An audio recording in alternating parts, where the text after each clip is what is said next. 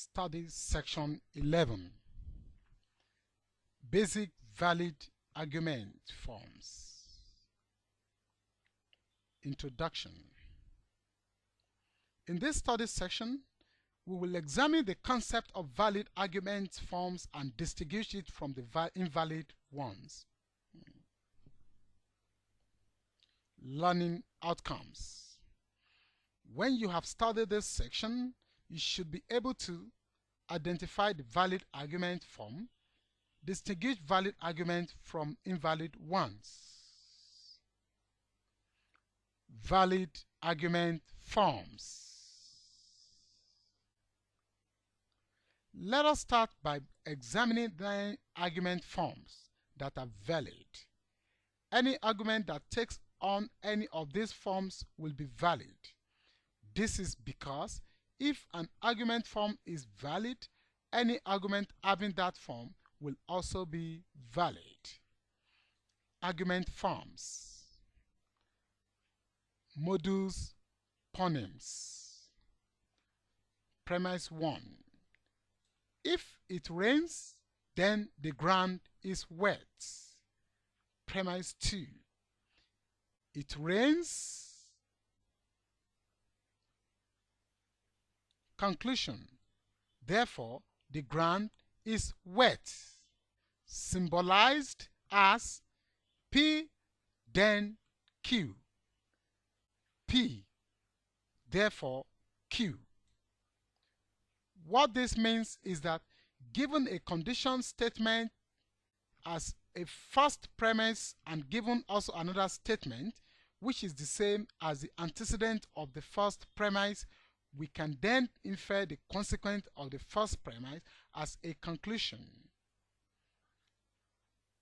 Modus tollens. Premise 1. If it rains, then the ground is wet. Premise 2. The ground is not wet. Conclusion. Therefore, it did not rain. Symbolized as P, then Q. Not Q, therefore not P. What modus tollens is saying is that given a conditional statement as the first premise and given also as the second premise, a denier of the consequence of the first premise, we can conclude by negating the antecedent of the first premise. Hypothetical syllogism. Premise 1. If it rains, then the ground is wet. Premise 2. If the ground is wet, then there will be flood. Conclusion. Therefore, if it rains, then there will be flood. Symbolized as P, then Q. Q, then R. Therefore, P, then R. What is implied here is that if we have two conditional statements as the first and second premise of an argument, and it is also the case that the consequence of the first premise is the same as the antecedent of the second premise, then we can conclude that the antecedent of the first premise implies the consequence of the second premise. Disjunctive syllogism. Premise. Either it rains or the ground is wet. Premise.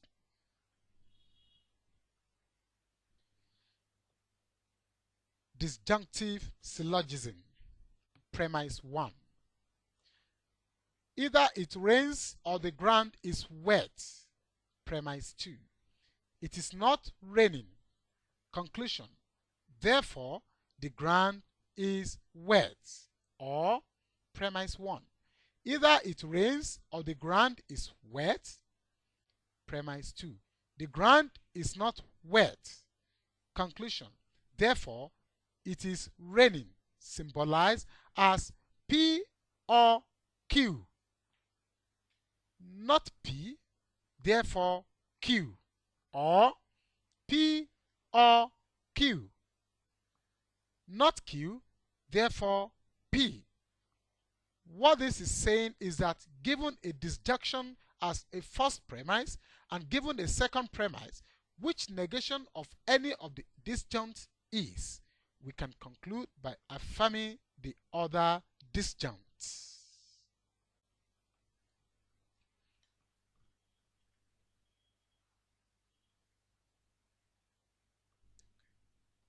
Simplification.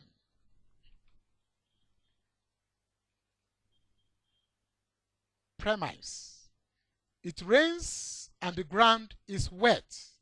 Conclusion: therefore it rains. Or premise: it rains and the ground is wet.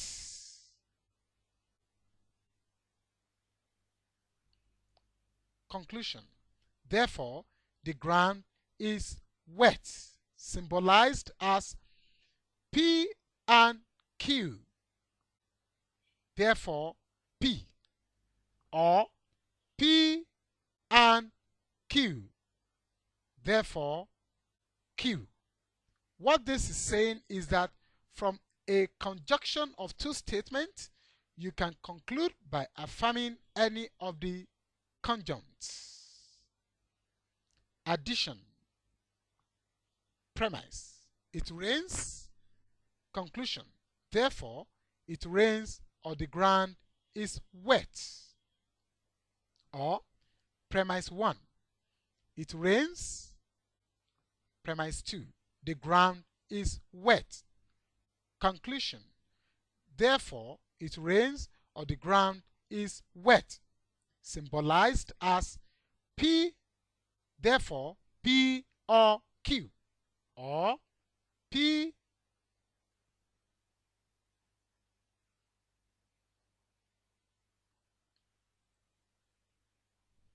symbolized as P or Q. Therefore P or Q. What this means is that from a statement, you can form a disjunction of which that statement is a part, or you can form a disjunction of two existing statements. Conjunction. Premise 1: it rains. Premise 2: the ground is wet. Conclusion: therefore it rains and the ground is wet, symbolized as P, Q. Therefore P and Q. What this means is that from two separate statements, you can derive their conjunction as a conclusion. Constructive dilemma. Premise 1: if it rains, then the ground is wet, and if there is earthquake, then there will be flood. Premise 2: either it rains or there is earthquake. Conclusion: therefore either the ground is wet or there will be flood. Symbolized as bracket open P then Q, bracket closed, and bracket open R then S, bracket closed. P or R. Therefore Q or S. What this argument form is saying is that given a conjunction of two conditional statements as a first premise, and given also a second premise, the disjunction of their respective antecedents, we can then infer this the conjunction.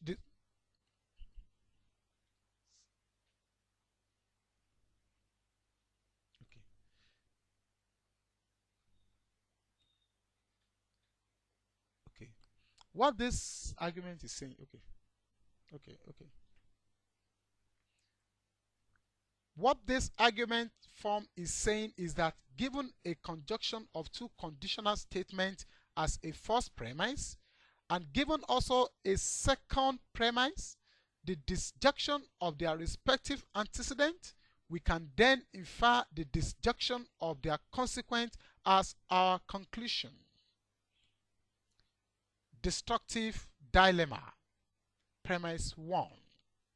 If it rains, then the ground is wet, and if there is earthquake, then there is flood. Premise 2.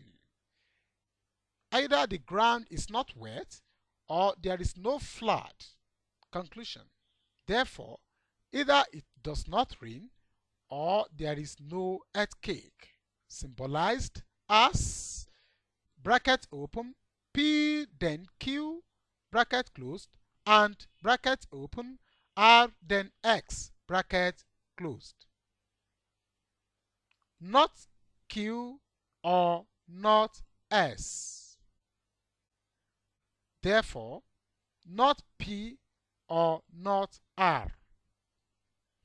What is implied here is that given the conjunction of two conditional statements as a first premise and given also as a second premise a disjunction of their negated consequent, it is permissible to infer the disjunction of their negated antecedent as our conclusion.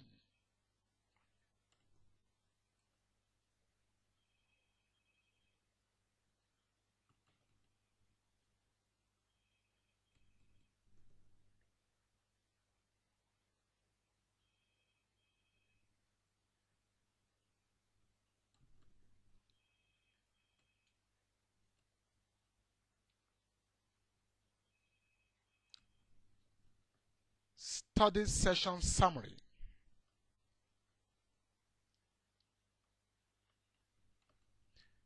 In this study section, we examine how the form of an argument, especially formal argument, is important in determining the validity and invalidity of such an argument.